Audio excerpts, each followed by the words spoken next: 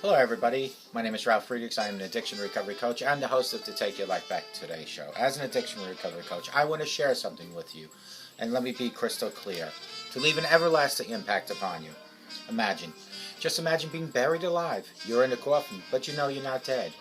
You try to lift the coffin lid, but the enormous weight of the dirt prevents you from doing that. You just think you're going to die. Excuse me one second, let me lower this a little bit. You then think, how am I going to get out of this coffin? So you say, maybe if I bang on the coffin, the dirt might unsettle upon the lid, and maybe, just maybe, somebody might notice and start digging their way down to me. This is what it's like to find yourself at the lowest point of alcohol and drug addiction. You know you need help, you know you can't do it on your own, but you don't know how to get help. You just think you're going to die. Usually, though, people don't think about death when they're habitually abusing drugs and alcohol. In order to feed an addiction, you have to be great at repressing the fear of death. I often ask you, my audience, did it ever cross your mind that maybe, just maybe, while you're abusing drugs and alcohol, you might overdose and take something that was so preciously given to you by the Lord Jesus Christ, your life? More selfishly, you take your life away from the people that love and need you most, your children, your grandchildren, your mother, your father, your husband, your wife. With this, let me leave one last thought. Don't be that person on these index cards that doesn't reach out for help in time.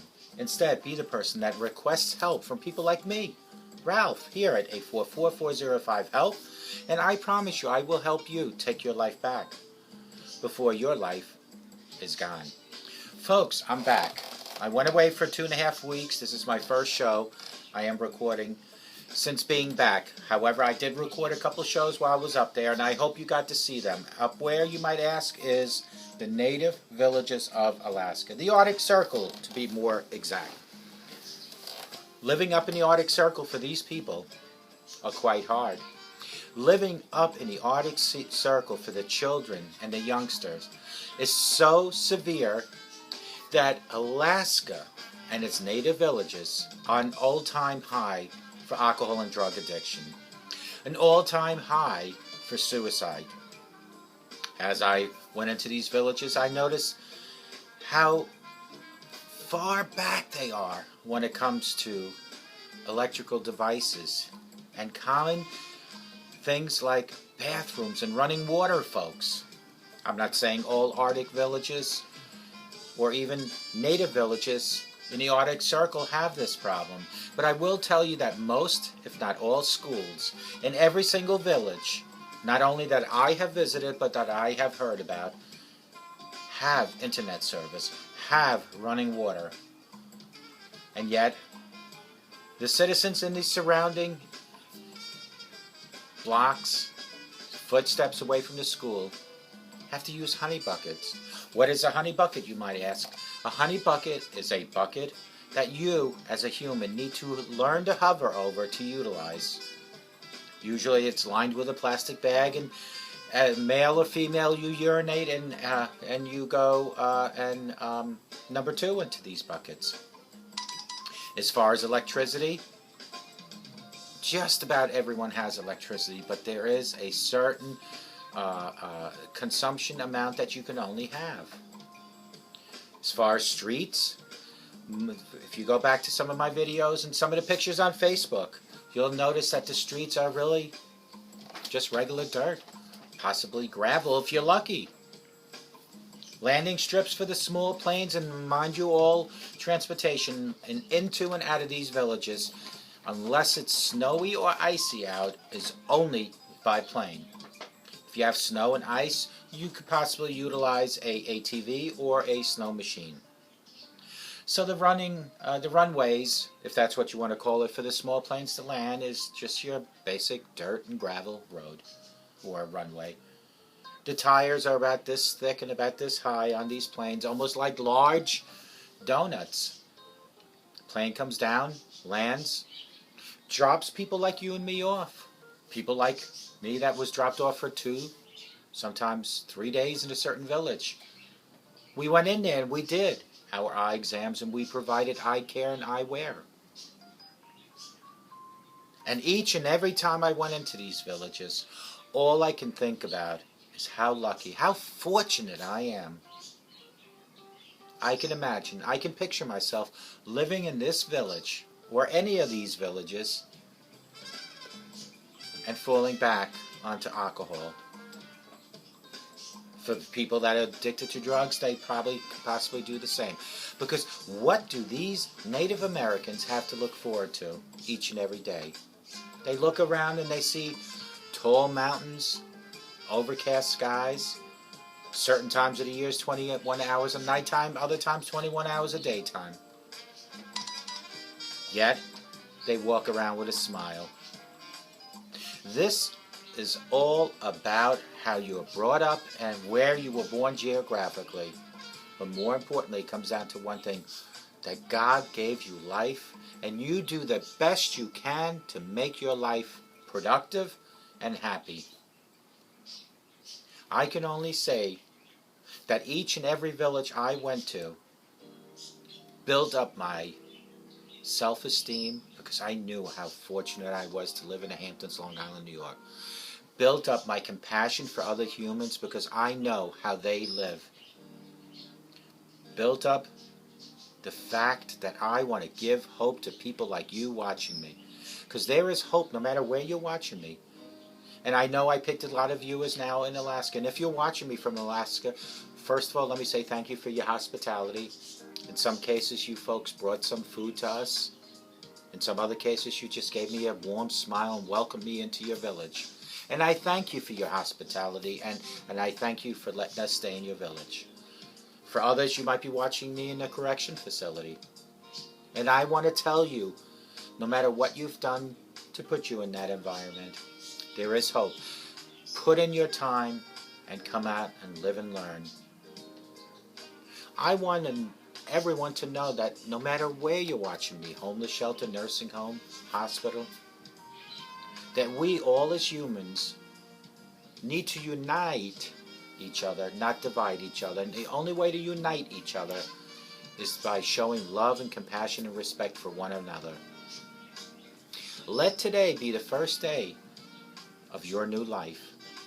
Whether you're addicted to drugs and alcohol, whether you're addicted to gambling or sex, whatever your situation is in life, life can change on the drop of a dime, but it starts with you.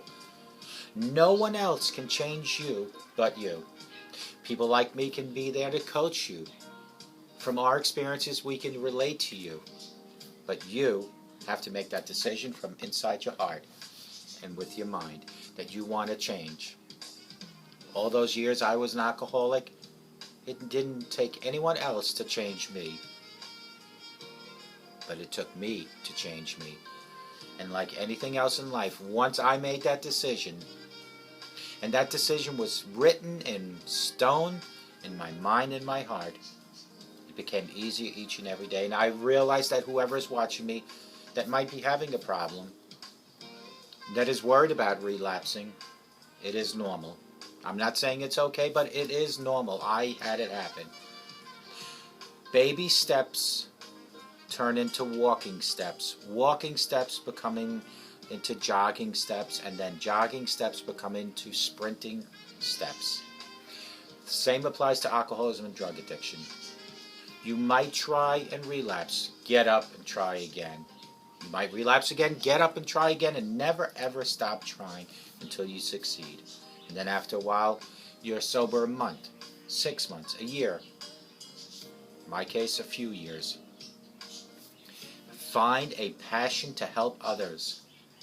Whether it's relaying your story about your addiction, whether it's possibly going out and maybe talking about other issues. Find a passion in your life, because it is so much easier to fight your addiction and learn to live in recovery when you have a passion to rely on. My passion's working on my websites. My passion is working on my show. My passion is helping people like you, because people like you help people like me. How is that possible, you might ask? Because each and every day when I do these shows, it takes me tons and tons and tons of time to prepare, to read, to talk about. I was going to do a show on top 10 reasons why you should never insult someone. And I'm going to jump into that real quick.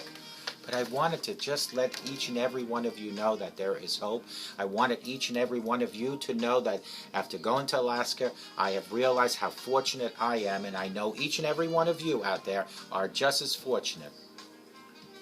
Even if you have less or more than me, you are fortunate for one reason only. Because for whatever you own, for whatever you have to make the best of it. You have to learn to survive with it. And you have to learn to move forward and get better at whatever you try to do.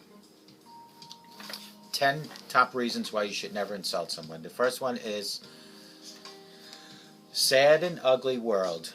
When you revile a person, you hurt him and become a source of sadness, anger, and shame for the offended person. The case may be that you were right in a particular opinion, but the way you could have been different is by not insulting that person. Another way is social status. People observe, talk, and then make judgments. Social status is one of the important things of a person's life. Thus, it is very important things of a person's life. Thus, it is very important to maintain it in a person's life. When you insult someone, it doesn't matter in public or in private, other people who may have been observing you or listening to you offend the person that you're insulting, you will lose your honor and respect. Lack of patience. Number 3. When you insult someone, it shows your lack of patience. When you communicate, patience makes you a good communicator, but when you start yelling at another person because reaction was not expected, it makes you a horrible person, my friend. Lack of effective communication may lead to your loss and can lose the person forever. Number 4, self-image. Self-image is our internal dictionary, which describes our own personality to us. When we insult someone and later realize it was a mistake, we often feel guilty, which tends to create our negative image in front of our own eyes when you look in the mirror. We now put us in the shoes of others and judge our actions. This negative image may lead to a negative approach to life and can lower our self-esteem.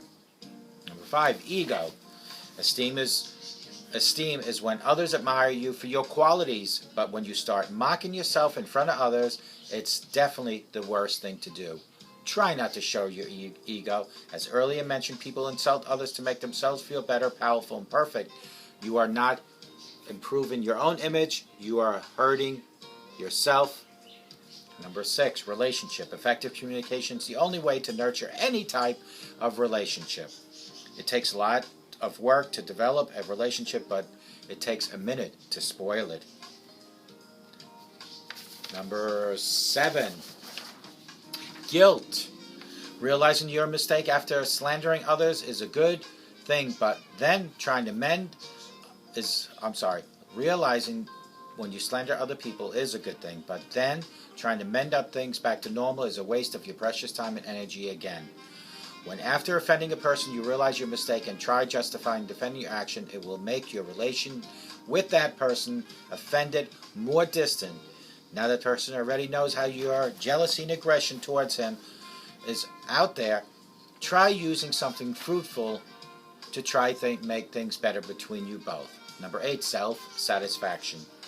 People insult others because they want to feel powerful, more dominant, respected, and honored. But the truth is that they lose their self-respect in the other people's eyes.